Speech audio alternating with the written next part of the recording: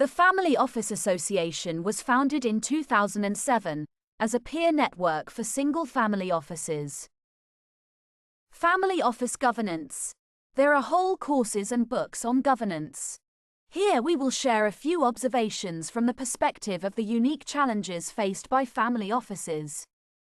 Some of these points may seem obvious, but you would be amazed how often they are overlooked. The size and complexity of the family office will be an important factor in determining the design of the family constitution and how the various elements fit together. With that said, the family constitution ties together all the entities that make up the governance structure, so let's look at these entities in more detail. The family constitution is a statement of the principles that outlines the family's commitment to the core mission, vision, and values of the family office. It is a living document that evolves as the family and family office continue to evolve. The family constitution may also be referred to as the family creed, protocol, statement of principles, family rules and regulations, or strategic plan. Often, the specific details of the constitution are a closely held secret. Disclosing them could potentially compromise the family's interests and objectives. Some of the elements that are typically included in the family constitution include the governance structure, which describes the roles, responsibilities, and decision-making authority of various family members, committees, and advisory boards involved in managing the family's affairs. Investment policies, which include the investment objectives, risk tolerance, asset allocation strategies, and guidelines for managing the family's portfolio. Succession planning, encompassing the provisions for leadership transition, inheritance, and transferring control to the next generation. Philanthropic guidelines, which include the rules and criteria for charitable giving, foundations, and other philanthropic endeavors.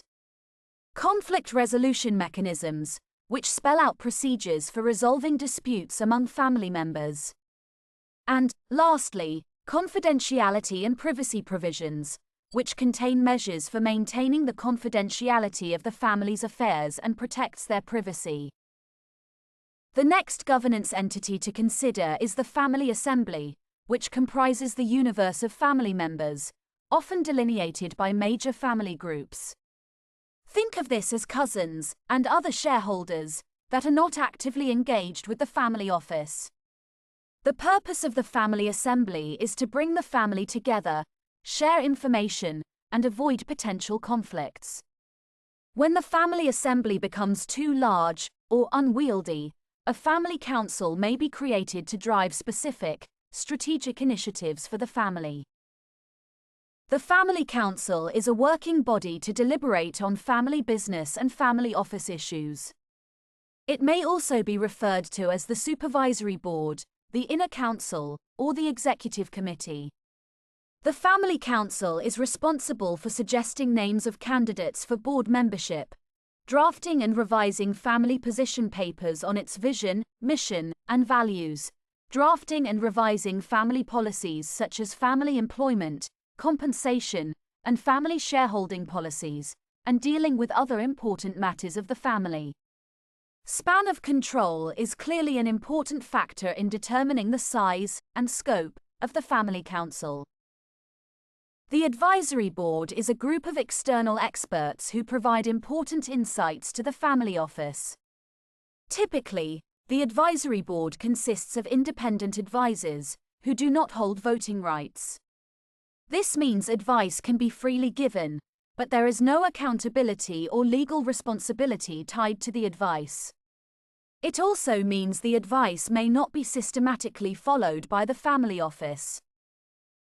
The Investment Committee is the primary way a family office makes investment decisions. Since investments are so important, family office investment governance often exists independently from other family office governance structures. Just as the Family Council has a constitution, the Investment Committee has an investment policy statement that outlines asset allocation, direct investing, and manager of manager mandates, among other things. Thank you for listening. We hope you have enjoyed this content. Please share with others or visit www.tfoatx.com to learn more.